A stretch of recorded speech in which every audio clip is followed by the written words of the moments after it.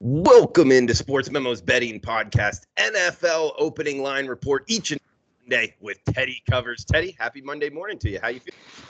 Well, each and every Monday during football season. I can't give an NFL opening line report in the middle of the summer, man. It's not going to happen. But we got a couple more weeks, and of course, we'll do it. We'll do a little recap on the day after the Super Bowl for sure. But we've only got a few more of these left this football season because we're down to one game, Drew. Well, there's a Pro Bowl. I'm not going to try to handicap the Pro Bowl. Good luck to anyone that wants to bet the Pro Bowl. I know there are guys that do handicap the rosters and go through and figure out which QBs and wide receivers have combos together and what offensive lines have a chance to play. I'm not going to do that for the Pro Bowl. So if you're betting the Pro Bowl, good luck. All that said, one game left. So obviously there'll be a fair bit of attention placed on that one game over the course of the next couple of weeks. Absolutely, Teddy. Talking about Super Bowl 54, the teams are set. NFC and AFC championship games were just yesterday. We're talking Monday here. Looks like, Teddy, San Francisco, Kansas City, we're seeing the total. It got pushed up here. Now seeing Chris showing 53.5. Some books actually as high as 54 right now. And pretty consensus as we're talking right now, at least in the Vegas sports books, -1 for the Kansas City Chiefs. Of course, we're talking Monday morning early here, Pacific time zone. But San Francisco, Kansas City, Super Bowl 54 in Miami, Florida, Hard Rock Stadium there in Miami Gardens. I'll throw it over to you, man. Opening line report style. What are you thinking? Okay, so let's start with the look-ahead line. And we did have look-ahead lines this week. And the look-ahead line for a potential Chiefs 49ers Super Bowl matchup was KC -1. With, I believe, the total look-ahead total was 52.5. So we're not far off the look-ahead line. My power rating number for this Super Bowl is KC -1. And the total I made was 52.5. So, again, right in that same range. And here we're looking, this has been, the recent trend has been towards lower point spread Super Bowls. And this is going to be another one where, KC is going to go off the favorite, maybe.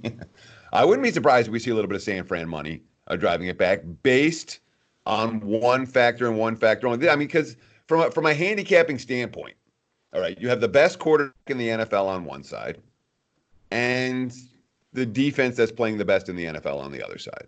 And it really comes down to that, in my mind. That's half of it. On the other end of the equation is, San Fran has been able to win 2 playoff games, relying on the defense and not needing basically anything from Jimmy Garoppolo. They've been able to run the football extraordinarily successfully against the Packers and the Vikings the last couple of weeks. And if they do that here against the Kansas City defense that is not known for their run-stopping prowess, there's a strong case to be made for the 49ers in that regard. So this game, from everything that I've read, everyone that I've talked to since we've seen these lines come up, this game's going to get two-way action. This is not a game where we're going to see the public loading up on one side and the wise guys on the other, or vice versa. I think we'll see a fair bit of sharp support for San Francisco before kickoff, just because of their defensive pedigree. But this is the one game across all sports where the public legitimately has an impact on where this number goes. And Patrick Mahomes is a pretty big following right now. I'm not convinced in the broader markets that we're going to see the San Francisco money. I do think that the wise guys are more likely to play the 49ers here, but I'm not convinced that it's going to be a real sharp influx of San Fran money. I'm not, simply because when you look at the Chiefs down the stretch, their defense has been every bit as that of their opponents. The Kansas City's defensive numbers season long don't compare at all with San Francisco's. During the current streak that they're on, they compare fairly well with San Francisco's. It's the Chiefs defense that has gotten significantly better down the stretch, although it's a 49ers defense that is healthy now for the first time over the back half of the campaign. That was not a healthy defense. So, both of these defenses may be a little bit underrated when we think about full season long stats. But I think KC's current form is a bigger dichotomy from their season numbers than compared to San Fran's current form versus their season-long numbers. Does that make sense? It makes total sense. And yeah, I mean, as a sports bettor, finding change, we kind of get it here with both of the defenses, with the Chiefs playing better of late, like you mentioned, and also San Francisco's defense, in my opinion, playing better as well. But that's mainly because they got more healthy, right, Teddy? Oh, yeah. I mean, the 49ers were missing, multiple key pieces down the back end of the regular season. And they've basically gotten everyone back for this postseason run, and it's made a big difference. I mean, if you watch the Niners defense against Green Bay yesterday, not a lot of missed tackles. I'll just put it that way. That game was decided very early, but it was decided very early by the abilities of the two defenses. On the very first, the Niners went punted on their first drive, but on their second drive, when they marched 90-something yards down the field, it was all missed tackles and more missed tackles. And on the other end of the equation, the 3rd and 8, the touchdown run, missed tackles. Whereas on the San Fran side of the equation, Rodgers kept throwing short, and nobody missed it. And nobody was able to get out and make a play because the Niners, their execution, their attention to detail on their defensive execution was extraordinary yesterday, and has been, in both playoff games. Yeah, and San Francisco really didn't have to pass. Jimmy G only had 8 pass attempts. That's pretty crazy. I mean, for this style of NFL football that we've seen, I mean, 8 pass attempts, and you're finding yourself here in the Super Bowl. And it's not like he had to. It's nothing against Jimmy G. It was just, heck, the running game was working and the defense was working. So why risk anything else, right, Teddy? Sure. One would think in the Super Bowl, Jimmy G is going to have to chuck it around a little bit, and that's my biggest concern for the San Fran side. It really is. You can't compare Jimmy G with Patrick Mahomes. Patrick Mahomes is the best quarterback in the NFL, and Jimmy G is, like a maybe the equivalent of a second-year starter who's still finding his way with the receiving core. Again, they got rebuilt during the season and doesn't have the weapons that the Chiefs have when it comes to, I understand what Kittle has done, and I understand what Sanders has done. It's not like they have nothing, but you can't. Chiefs have the better of these two passing games by a pretty strong margin, and I mean KC's shown in both their two playoff games they can take a punch and punch back, which San Fran hasn't faced that level of adversity here in the postseason. And Teddy, for Kansas City, we got arguably the best player in the NFL going up against, like you said, playing the best defense right now. And it kind of sounded to me anyway, I know you didn't say there'd be a lot of sharp movement here in terms of moving the side, but maybe you have a little lean here towards San Francisco getting a little bit more of the sharp money. And would that be because defense wins championships, or yes, is there anything behind that? When you have the elite offense against the elite defense in the Super Bowl, the elite defense tends to come out on top. That's been the history. Mm-hmm. And the 49ers defense, certainly they tick all of the, check all the boxes for elite defense. So that's been the history. All that said, Patrick Mahomes, as I've said, this isn't new. As you've been saying, Patrick Mahomes is the best quarterback in the NFL, and there's no debate. Okay, it's not like it's Patrick or somebody. Patrick Mahomes is the best quarterback in the NFL, and the best quarterbacks in the NFL tend to win Super Bowls and pick 'em type games. So it's not an easy one for me. I'll put it that way. In totals wise, Teddy, we're seeing it 53.5, depending, what opener you want to go off of here. A little bit of push towards the over. Where do you see this total falling by, I guess, next Sunday? Okay, so the early money towards the over has very little to do with actual opinion. It's a gauge of where the markets are moving, and let's get the best of the number right now. And remember, for the Super Bowl, the limits are sky high, okay? You can bet more on the Super Bowl than you can for any other game. You're not getting $1 million bets down in the regular season. I'll take $1 million bet on the Super Bowl. Books will do it. Not every book, but, books that aren't afraid of the risk, will take large wagers on this game because they know that, there's not any hidden information. That's one thing that's unique about the Super Bowl as well. The public has an impact in the line. There's absolutely every bit of information is a spot, as a spotlight shined right on it. So the books aren't worried about somebody knowing something that they don't. Everyone knows everything for this game. So it is unique in a couple of different ways. When we talk about this total, your question was about the total, right? Or about Yeah. Where do you see the number falling by next Sunday? Sure. So with the early money for the over, that's not the wise guys taking opinion they like the over. That's the wise guys taking opinion of this is the way the markets are going to move. You see? Okay. And I would not be surprised at all to see some buyback on the under before kickoff. Nor would I be, like I said, the look ahead line was 52.5. My number was 52.5. We've seen over money come. And again, over yesterday. And both offenses look pretty good doing it.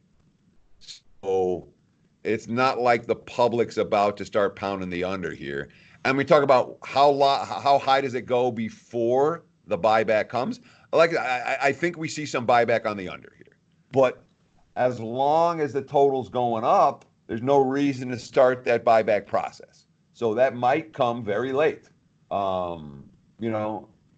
The books that cater to recreational bettors are already at 54 for this game. Some of the books that cater to public bettors, or the wise guy bettors, are already up to 54 for this game. I would think that before we see any significant buyback, we'll see 54s. From 54, we might see some under money come in. But whether that's enough to move the market, again, the Super Bowl has such a different market. The wise guys can pound and pound and pound, and it might not make any difference if the public loves the over as much as I think they are likely to love the over in this ball game. And of course, off of last year's snooze fest, public's really hoping for an over this time around, I'm sure. Yeah, don't forget. I mean, the so-called sharp side was not right last year. It was pretty much wrong in that Patriots game. But Teddy, do want to bring up you say you stop can bet for a minute there, because I don't know that I agree with that. I know that the sharp side last year was L.A. Patriots didn't do anything in that game. It was the Rams, the offense that couldn't work, as opposed to New England blowing them out. New England, I mean, they didn't blow them off the field. They had one touchdown. There was enough. It wasn't like the wise. Oh my God, the wise guys are a bunch of ass clowns last year. They got it completely wrong. It was a tight game into the fourth quarter. LA wasn't the right side, but New England scored 13 points and won and covered. And their team total was well above 13 for that game. So the wise guys' dismissal of the Patriots last year in the biggest game of the season. It was half wrong, but it was half right. You know what I mean? It wasn't like the Patriots played a great game start to finish on offense and blew them out. See what I'm saying? It wasn't dead wrong. Yeah, but going off of what you just said, I'm guessing you bet the Rams. Yeah. Oh yeah. I don't lose it. Absolutely. All right, Teddy. All right, let's I had some questions here for you. Okay, you bring up $1 million bets for the Super Bowl. Mm-hmm. Can somebody go up to a sports book right now and bet $1 million today, or is that more towards kickoff?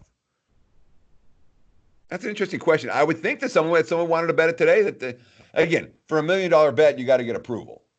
Okay. But I would think that the books will be that a book that is comfortable with their line, as the books appear to be right now, would absolutely take $1 million bet on Monday morning. It wouldn't shock me. I mean, it might. You don't usually see it, but stranger things have happened. Okay. Do you think, in your opinion, it matters with the Super Bowl where these teams are from, in the sense San Francisco is a high-income area, financial base, a lot of wealthy 49ers fans. Kansas City, nothing against Kansas City, just compared to San Francisco, their kind of following, their backing isn't going to be as wealthy per capita. I don't think there's anything to that. I mean, nope. If it's not just the local fans who are betting the Super Bowl, right? Yeah. So in terms of the local fan bases and their respective income levels, I think it has very little to do with where the action's going to go, and the fact that the San Fran people can afford to make, in theory, bigger bets than the 49ers. I'm not buying that as a theory. Okay. Prop betting. When should we expect most of the props to be released, and your overall thoughts on when to start betting them, where to be betting them at? Do you have any recommendations of sports books you like to be betting the props at? Oh, I mean, the props is all about market shopping. And again, if ever there's a time that it really matters to have multiple sportsbook accounts, this is that week because everyone's going to post numbers, okay? And this book, once they post, and the action is fast and furious, especially over the weekend when everyone comes into town. The lines will sit. The props will open. You asked me a bunch of questions. So the props open this Thursday night. The Westgate Superbook is the famous prop report, and that comes out Thursday night at 7 p.m. If you're in Las Vegas, I encourage you to go to Superbook USA on Thursday night. It'll be a lot of fun. I'll be down there. Drew, you going to come down? Yeah, I'm going to be down there. Yeah. So we'll be down there on Thursday night. You can come by and say hi. It is legit. It's the only wise guy party that I've ever been to where there literally are like, just about, I'm not going to say every wise guy better in Vegas, but just about every sharp better in Vegas is at the Superbook. And there's, it's quite a scene. And the lines jump around. And so off the openers, the lines go crazy. And then they sit. And they sit all week. They'll come up this Thursday night. I expect to put out my goal is to have my entire Super Bowl report up next Monday at this time. Props, side, total, whatever we're going to have for the Super Bowl. My goal is to have it up a week from today. I don't always reach that goal. There's a chance it might not be till later in the day, next Monday, or potentially even Tuesday. But my goal is next week on this time we can tout the report. But once those books open their numbers, and once everyone rolls into town for the Super Bowl, you will see one book's taking all this over money on this guy, and another book's taking all this under money on that guy, and you'll see really dramatic disparities at times between sportsbook and sportsbook. Now, it's not as bad as it used to be because in the old days, you used to have to wait in line from sportsbook to sportsbook in Vegas, and you'd see the market inefficiencies last longer. Now, when you can do it on the apps, the app betting makes the market inefficiencies not last quite as long, but there are still differences from one book to the next right up until kickoff on prop after prop after prop. So it's a great time for line shoppers. And if you shop around, you will, you'll find the best of the number on all kinds of different stuff. It may not help you have a winning Super Bowl Sunday, but you'll at least be getting the best of the number on stuff. Yeah, and for those people in Las Vegas going to the Westgate on Thursday night, they will not have it available on the app at the opener. They never do. Okay. Yeah. Just so people weren't sitting at home thinking that they were going to be able to bet it. It will happen later in the week, but not for the opener. Props in terms of not necessarily in Vegas, Teddy, but offshore. We got props. I'm just looking at Bet Online right now. Demi Lovato, the length of the national anthem. What she's wearing. Is she going to have nail polish? I'm just going down the list here. Do you recommend betting on those type of props? So the props that are allowed in Las Vegas, in the state of Nevada, versus the props that are allowed offshore, night and day. In Nevada, whatever gets graded has to be graded by an official source, which normally means a box score. Mm-hmm. Okay. When you have the over-under on the national anthem, there's been controversy on this stuff. Where, how long was it? I don't remember who it was, but it was right around the number a couple years ago, and someone had it under and someone had it over, and it mattered to where you got the number. These are recreational bets. If you want to put $20 down on whether Demi Lovato goes over or under, knock yourself out, or what color nail polish she's wearing, knock yourself out. If you're talking about betting serious money on this stuff, you better have good knowledge. And again, those aren't bets that you can make here in Vegas or I think anywhere in the United States. The stuff that gets graded here has to be coming from an official source, of which there isn't one for what color the Gatorade is going to be or how long the national anthem is going to be or that kind of stuff. So, I mean, they're fun props to talk about. They're amusing, they're interesting, they get pub. All the offshores want to make sure that they, put a ton of publicity on their props. They should send out press releases with all the different props they have because this is where they get their free pub.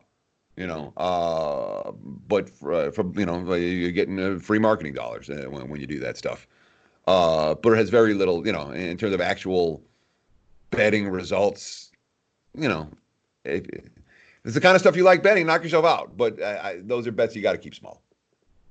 He's Teddy Covers. And guys, we got a special package here and a coupon code for this podcast. We got a special package up at sportsmemo.com for Teddy Covers and myself, Drew Martin, through the Super Bowl. Every sport we release for only $149 on the website, and you can get an extra $50 off with the coupon code here for the podcast. Just NFL at checkout for the special package, 2-week package here throughout the Super Bowl, every play released for just $149, and you can take an extra $50 off using the coupon code NFL at checkout. That will give you every play throughout the Super Bowl from Teddy Covers, who's hot right now, 67% in the NFL the last 6 weeks. Also 67% in the NBA since Christmas, 73% college hoops last 9 days, Teddy. You're seeing it well, man.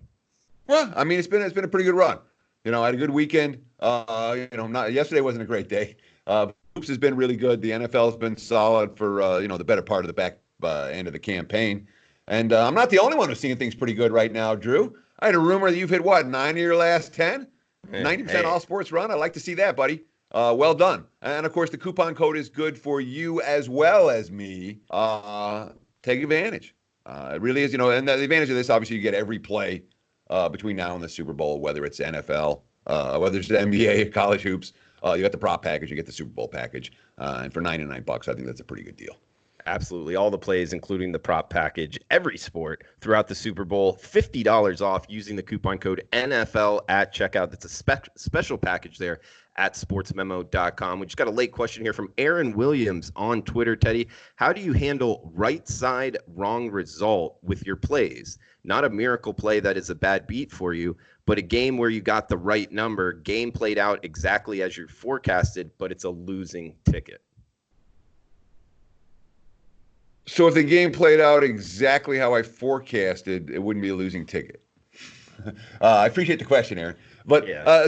When you say right side, wrong result, how do you handle that? It's inevitable. Okay, that's going to happen as part of what we do. Is a game's going to play out mostly like we think it's going to, but some weird thing's going to happen and you end up not covering. You don't throw out the baby with the bathwater in those type of situations. You don't want to overreact.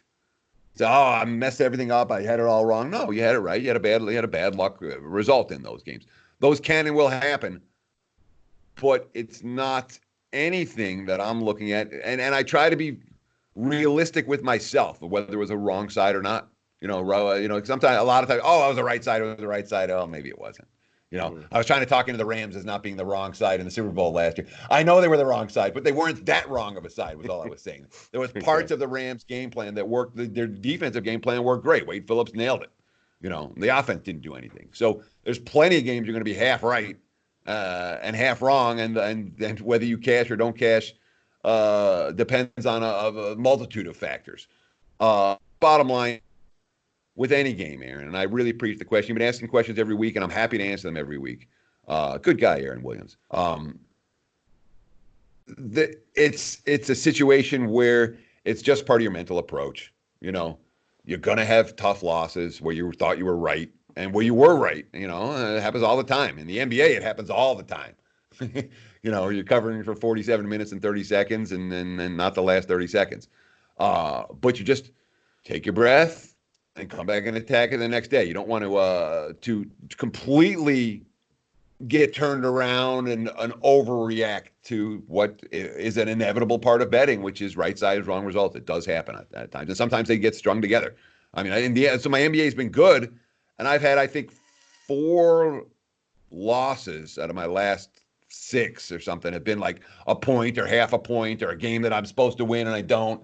And I could be on this monster NBA run right now. And instead I'm on a good. I mean, I'm not going to complain about 67% from Christmas, but it could be a really big NBA run right now, and it's not because I haven't been able to cash those. A lot of the close ones, unfortunately, or a good handful of them, and that's inevitable. It's what we do. It's going to happen. You can't let that stuff freak you out.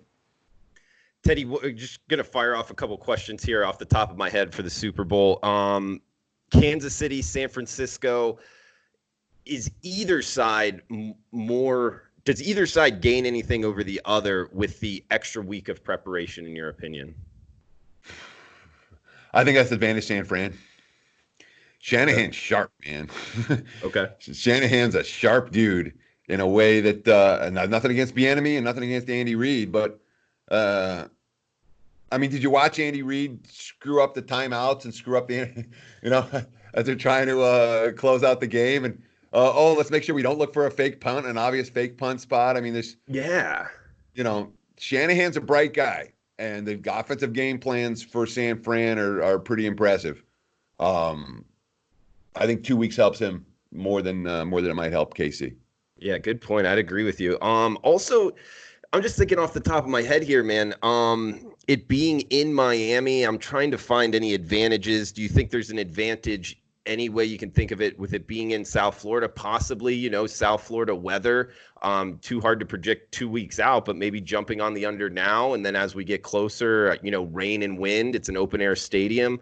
Anything else of that nature that you can think an advantage of it being in Hard Rock Stadium?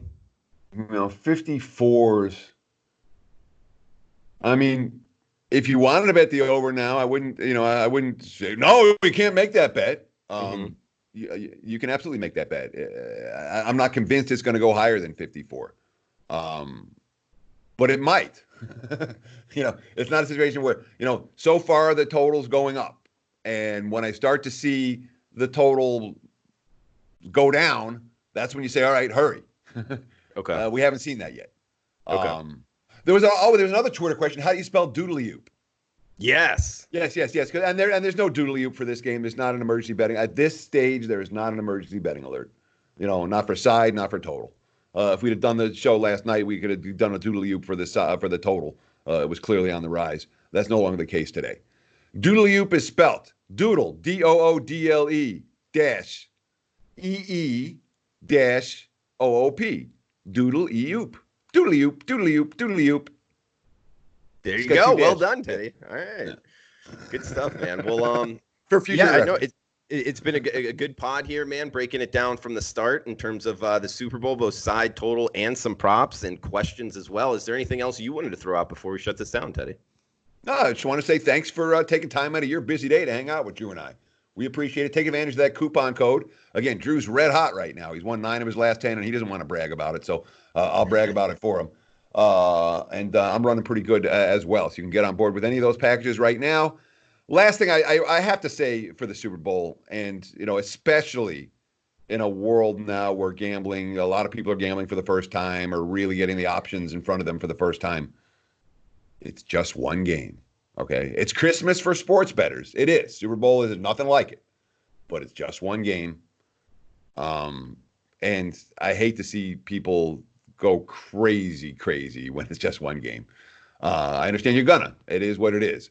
But it's just one game. All right. I've got as much money involved in the NBA tonight as it will for the entire Super Bowl. It's just one game.